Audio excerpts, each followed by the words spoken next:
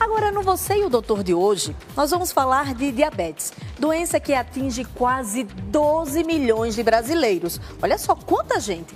E para abrir a discussão, uma boa notícia. Você vai conhecer agora algumas novidades que prometem facilitar o controle do diabetes.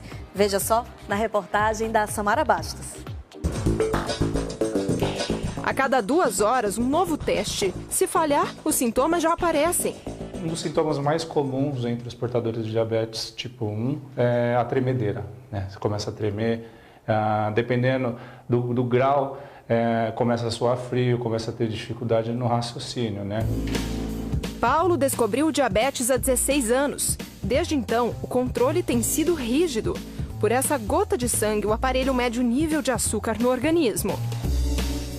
Sem medir, a gente fica sem saber exatamente o que está acontecendo no organismo, então fica bem complicado. Ter que picar o dedo e o abdômen para injetar a insulina muitas vezes atrapalha a rotina. Mas tudo isso daqui pode virar coisa do passado. A medicina já está de olho em novas tecnologias para tratar pessoas com diabetes. A novidade apresentada em um simpósio internacional de diabetes é esse leitor de glicemia. O aparelho funciona por 14 dias sem a necessidade de furar o dedo. Com esse aparelho, com rápido scan, ele tem a informação da glicemia dele no momento, das últimas 8 horas e da tendência da sua glicemia, se está estável, se está subindo ou se está caindo. O dispositivo fica sobre a pele e uma agulha flexível muito fina acoplada dentro do aparelho é que mede os níveis de açúcar no sangue. Para saber o índice glicêmico, basta que o paciente aproxime o monitor. Em segundos, aparece na tela a taxa de glicemia. A grande vantagem aí realmente é você poder medir a cada momento. Se você quiser medir a cada 3, 4, 5 minutos, você vai passando o aparelho e vai lendo os resultados. Os níveis glicêmicos do paciente ficam guardados por até 3 meses no aparelho. Informações importantes que podem ajudar o médico no controle da doença. O olhar moderno para o tratamento do diabetes, principalmente daquelas pessoas que usam insulina, sejam que têm diabetes tipo 1 ou tipo 2, isto tudo é crucial. Senão você vai estar como se fazendo um voo cego. A tecnologia permite que a pessoa use durante o sono e até debaixo d'água. O equipamento já é vendido na Europa. Aqui no Brasil, deve ser comercializado até o ano que vem. Paulo já está de olho. Não precisar furar o dedo em todas as medições facilita, diminui as dores, o incômodo, né? E além de ser muito mais discreto. Outra novidade é a bomba de insulina. Agora ela está mais moderna. Se a taxa de glicose estiver muito baixa e a pessoa não perceber, o equipamento para de mandar insulina, desliga sozinho. Então ele corre menos risco.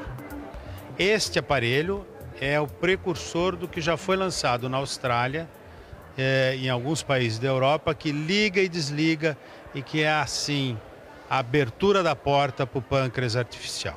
Mark tem diabetes há 24 anos e há pouco tempo passou a usar a bomba. Diz que agora vive mais tranquilo. A bomba me informa que está descendo, está subindo ou que chegou num patamar muito baixo. Então, sem dúvida, tornou mais prático, né, minha vida tomada de decisão para manter a glicemia mais controlada. Olha quanta novidade boa para quem tem diabetes, viu? Agora, doutor, como é que a insulina, ela reage no corpo de quem tem diabetes? Então, é muito importante a sua pergunta, Renata, porque aqui eu vou explicar como é que funciona esse negócio de diabetes, insulina, açúcar, o que é uma coisa, o que é outra. Bom, aqui tem o estômago, a gente come, depois que a gente comeu, essa alimentação vai transformar o que a gente comeu em açúcar. O açúcar, ele aumenta no sangue e aqui agora a gente tem açúcar dentro do sangue. Quando o nosso corpo vê que o sangue aumentou a quantidade de açúcar, o pâncreas, que é essa glândula que vocês estão vendo aqui, ó, bem embaixo do estômago, tem uma glândula chamada pâncreas.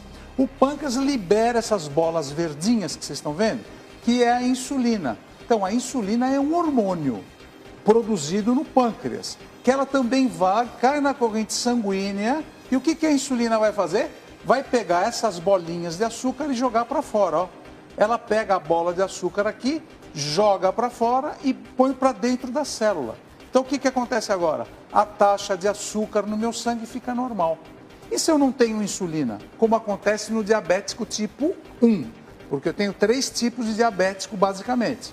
No diabético tipo 1, a pessoa nasce, na infância e na adolescência, os anticorpos do corpo vão lá e lesam o pâncreas. E a pessoa fica sem insulina. Então a pessoa come, aumenta o açúcar e fica com o açúcar alto. Pode morrer em coma, chamado coma diabético, que é perigosíssimo. Então as pessoas, a criança começa a ter sintoma, desmaio, tem falta de ar, aí vai pronto-socorro, diabetes. Então esse é o diabetes tipo 1.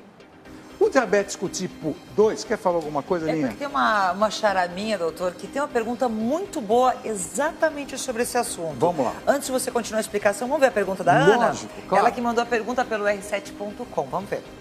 Oi, doutora. Aqui é a Ayla de São Paulo. Eu gostaria de saber se insulina causa dependência. Então, a insulina, a gente tem vários tipos de insulina para falar nisso, hein? Insulina de ação lenta, ultra rápida, rápida.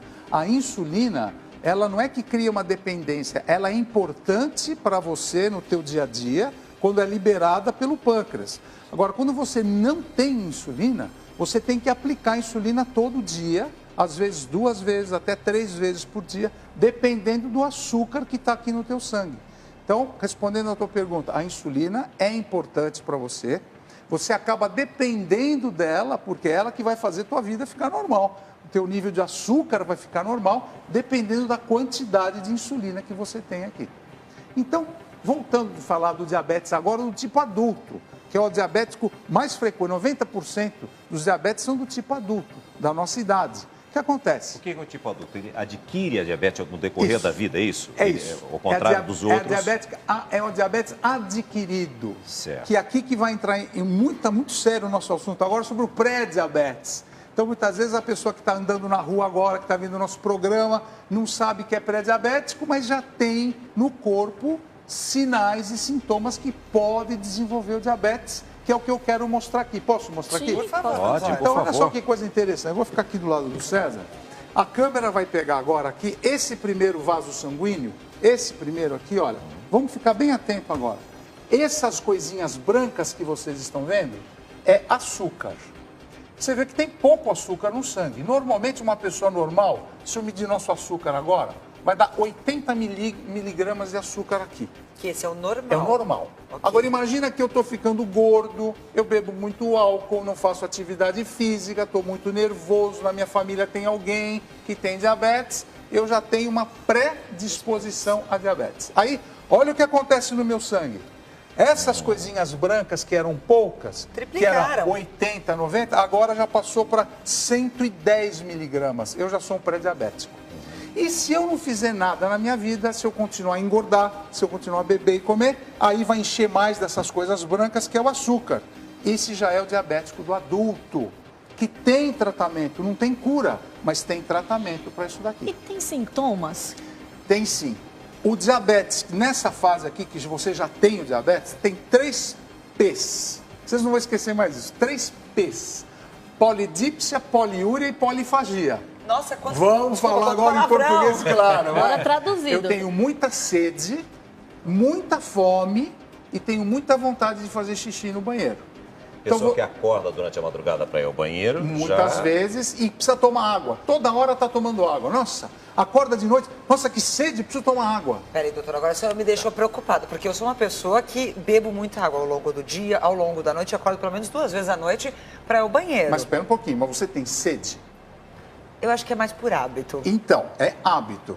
Eu estou falando assim, aquela pessoa que está normalmente no dia a dia, nossa, eu estou com muita sede, boca seca, preciso tomar muita água. Vai toda hora fazer xixi e tem muita fome. Essa pessoa tem a síndrome do diabetes. Então, esse é o sintoma, Renata. Agora, o pior disso é aquela pessoa que sabe que tem na família alguém que tem algum problema, que está engordando, que está comendo mal, está comendo fritura, está bebendo muito álcool, comendo muito doce, começa a engordar, começa a ter esses sintomas que eu falei. Bom, tem que Agora, ligar. quais são as áreas mais afetadas no corpo humano? Boa pergunta. Eu agora aqui, eu vou mostrar para vocês quais são as áreas no corpo humano mais afetadas. Então, a gente tem aqui agora no meu lado o cérebro da pessoa que tem diabetes. o cérebro pode entupir os vasinhos sanguíneos e isso pode levar ao acidente vascular cerebral. Isso é uma doença muito frequente no diabético, é o AVC. Outro órgão importante que a gente tem, que é afetado pelo diabetes, é o coração. No coração, a gente também tem vasos sanguíneos, que são as artérias coronárias, e essas artérias coronárias, que estão representadas aqui também nesse meu diagrama, essas artérias podem entupir e o coração pode ter uma coisa chamada infarto, que muitos diabéticos têm também.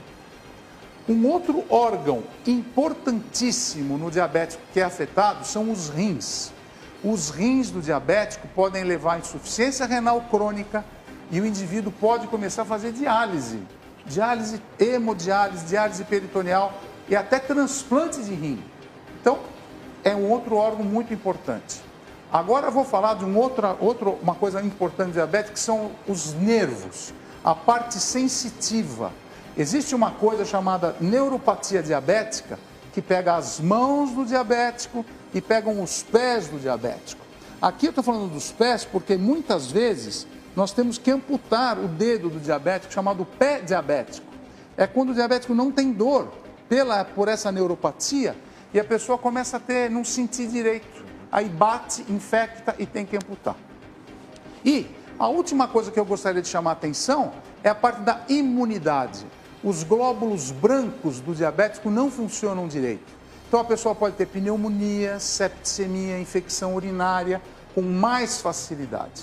Então, sem contar aqui em cima, nos órgãos da visão, os olhos principalmente, a pessoa tem a retinopatia diabética, que afeta o corpo. Então vocês viram que o diabetes afeta o corpo como um todo. E esse é um problema de saúde pública.